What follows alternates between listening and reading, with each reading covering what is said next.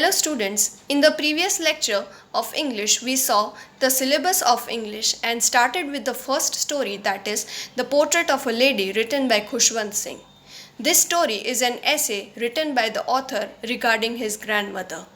The author describes very beautifully the physical appearance of his grandmother and then shares his relationship with his grandmother. In the first phase of his relationship with his grandmother, we saw how he was very much attached to his grandmother because his parents had moved to the city to make their careers and he used to live with his grandmother. They used to go to school together in the village and she used to study scriptures in the temple. The author used to study alphabets and also prayers with the priest. The grandmother used to take stale chapatis every day for the dogs, and when they used to return to their home after the studies, the dogs would come with them till their home. The next phase was the turning point in the relationship with his grandmother because his parents called them to the city when they were comfortably settled. In this phase, the author started going to an English school and he used to go in a motor car. Because of this, the grandmother was not able to go with the author and she used to stay at home. The author also started learning Western science and learnings which did not make the grandmother happy. She was very much distressed. She was very much sad that the author used to study only Western science and learnings and there was no teachings of God and scriptures. We had discussed up to this point and let us start reading further on page number 5. When I went up to the university, I was given a room of my own. The common link of friendship was snapped. Here the word snapped means to cut. My grandmother accepted her seclusion with resignation. She rarely left her spinning wheel to talk to anyone. From sunrise to sunset, she sat by her wheel, spinning and reciting prayers. Only in the afternoon she relaxed for a while to feed the sparrows. While she sat in the veranda breaking the breads into little bits, hundreds of little birds collected round her, creating a veritable bedlam of chirrupings. Some came and perched on her legs, others over her shoulder, some even sat on her head. She smiled but never shooed them away. It used to be the happiest half hour of the day for her. So, after the schooling, the author went to the university for higher studies and from this point he was given his own room. Because of that, he had to not share the room with his grandmother and so the last common link of their friendship was also cut forth. After this, the grandmother used to rarely talk to anyone and she used to continuously keep herself busy in spinning the wheel and reciting prayers. There was, however, a single ray of hope for her, and that was the little birds that used to come in the afternoon. In the afternoon, the little birds used to come to get their breadcrumbs, and this was the happiest hour for grandmother. During this time, the birds would come and sit on her head, they will sit on her legs, they will sit on her hands and shoulders and used to make a lot of noise. Here the word a veritable bedlam of chirrupings means that the birds used to make a very sweet chirruping sound. So this was how their relationship was during his study in the university. When I decided to go abroad for further studies, I was sure that my grandmother would be upset. I would be away for 5 years and at her age no one could ever tell.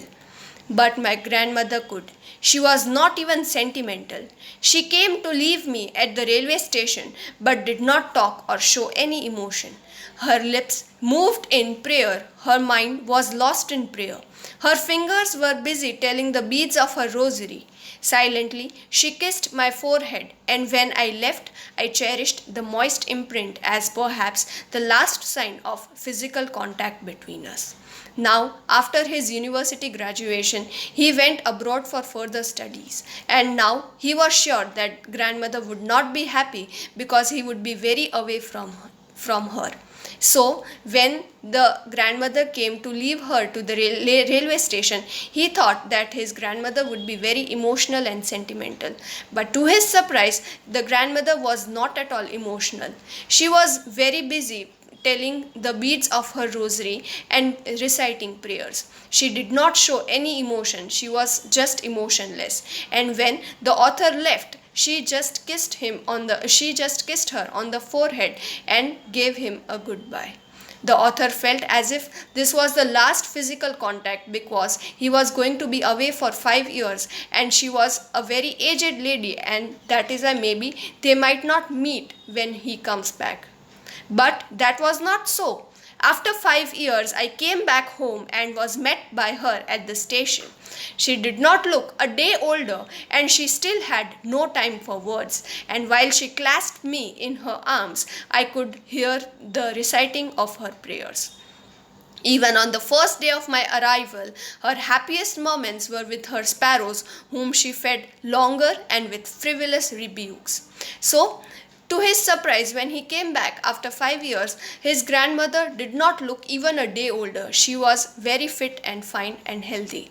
And even when he came back, she was busy reciting her prayers and telling the beads of her rosaries.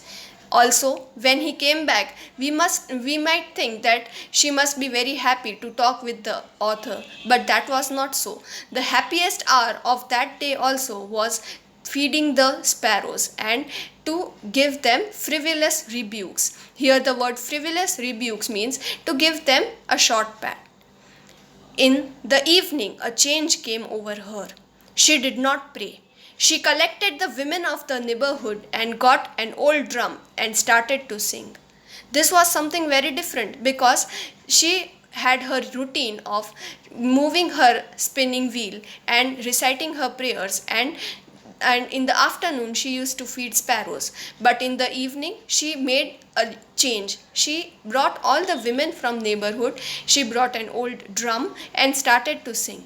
For several hours she thumped the sagging skin of the dilapidated drum and sang of the homecoming of warriors. She started to sing homecoming songs and she was beating the skin of dilapidated drum. Here the word dilapidated drum means an old drum. We had to persuade her to stop to avoid overstraining. They had to tell her to stop because she was overstressing herself. That was the first time since I had known her that she did not pray. This was the first incident when she was not praying but singing the songs of homecoming. The next morning she was taken ill. It was a mild fever and the doctors told us that it would go. But my grandmother thought differently. She told us that her end was near. She said that since only a few hours before the close of the last chapter of her life she had omitted to pray, she was not going to waste any more time talking to us. She felt as if this was her last time, and that is why she said that she did not want to waste her time in talking with anyone but recite her prayers. We protested, but she ignored our protests. She lay peacefully in bed praying and telling her beads. Even before we could suspect, her lips stopped moving and the rosary fell from her lifeless fingers. A peaceful pallor spread on her face and we knew that she was dead. This was how the grandmother died. She was busy telling the beads of her rosary and reciting prayers, and right then she died, and because of her death the rosary beads fell off from her hand and her face became very pale. We lifted her off the bed as is customary, laid her on the ground and covered her with a red shroud. After a few hours of mourning, we left her alone to make arrangements for her funeral. In the evening, we went to her room with a crude stretcher to take her to be cremated. The sun was getting and had lit her room and veranda with a blaze of golden light. So, in the evening, the grandmother was taken out from her bed and she was laid on the ground for the purpose of the customs, and they mourned for a while and then started making preparations for her cremation. The word cremation means to give them a final goodbye.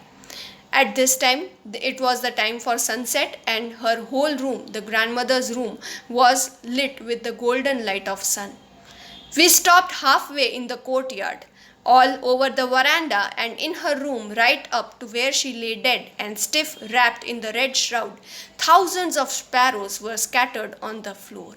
So it was the time for the sparrows to come, and they were expecting the grandmother to feed them breadcrumbs. But the grandmother lay dead, and that is why thousands of sparrows were sitting on the veranda. There were no chirruping. We felt sorry for the birds, and my mother fetched some bread for them. The sparrows were dead silent. They were not even chirruping a bit. So the author and his parents felt sorry for the sparrows, and the mother of author brought some breadcrumbs. She broke it into little crumbs the way my grandmother used to and threw it to them. The sparrows took no notice of the bread, but the sparrows were not interested in eating breadcrumbs. When we carried my grandmother's corpse off, they flew away quietly. So the sparrows were there only for mourning for the grandmother, and when the corpse of grandmother was taken for cremation, they went away and flew away very silently. Next morning, the sweeper swept the breadcrumbs into the dustbin. In the last line, there is a metaphor, because just as the sweeper swept the breadcrumbs and threw it into the dustbin, in the same way the life of grandmother was over and it had taken a new life somewhere else. I hope you have understood the story. And if you have any doubts regarding any hard words, here are the list of hard words, and you can take a note of them. The hard words throughout the stories have been given here. The meanings are described on the right hand side. Portrait means photograph. The thought was almost revolting means hard to believe. Absurd means illogical. Fable is a story with a moral. An expanse of pure white serenity means very calm and peaceful. Stale means something which is not fresh. Scriptures are the religious books. Turning point is a decisive change in life. Lewd association means bad company. Snapped means cut. Accepted her seclusion with resignation means to stay away. I would request all the students to please take a note of all the hard words, and if you have difficulty in other words, then you may contact us. A veritable bedlam of chirrupings, as we had discussed, means sound and chaos of the sparrows. Sentimental means emotional. Clasped means to hold someone tightly. Frivolous rebuke means light scolding, to scold them very lightly or in a light manner. Sagging skin of the dilapidated drum means shabby condition of drum, and to overstrain means to stress out. Please take note of all these hard words, as they could be helpful for you.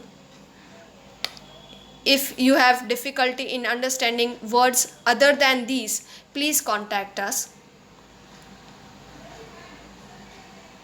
Let us discuss the question answers now. The question answers given on page number 6, understanding the text. I have written the answers in a very short manner, so it is your duty to make proper statements and frame them into the answers. The first question is, mention the 3 phases of the author's relationship with his grandmother before he left the country to study abroad. The first phase was when the author and his grandmother lived in the village. The second phase of their relationship began when they shifted to city to live with the author's parents. And the third phase was the phase when author went to the university for studies and was given his own room. The second question is, mention 3 reasons why the author's grandmother was disturbed when he started going to the city school. The first reason was that the author used to study English words and Western science as well as learning. The second reason that the grandmother was disturbed was that there was no teaching of scriptures and God. And the third reason was that the author was given music lessons and she did not believe in music. She believed that it was lewd association. The third question, mention three ways in which the author's grandmother spent her days after he grew up. The first thing that she used to do was she kept herself busy by constantly praying and telling the beads of rosary.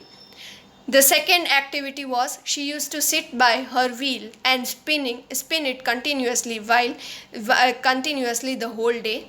And the third activity was in the afternoon she will take a break and feed the sparrows. These are just the points. The answer has to be framed by you. The fourth question, mention the odd way in which the author's grandmother behaved just before she died. The grandmother did not pray an evening before her death. She gathered women of the neighborhood, got an old drum, and started singing songs of the homecoming of warriors. She kept on singing for several hours. And the last question is, mention the way in which the sparrows expressed their sorrow when the author's grandmother died. The sparrows expressed their sorrow by sitting dead silent in the veranda. There was no chirruping. They did not eat the breadcrumbs given by author's mother. Also, at last, when the corpse of author's grandmother was carried away, they flew away silently. I hope all these questions are clear. If you have any doubt in framing the answers, please let me know. We will make adjustments for that. I'll keep the page of answers for a while so that you can copy it.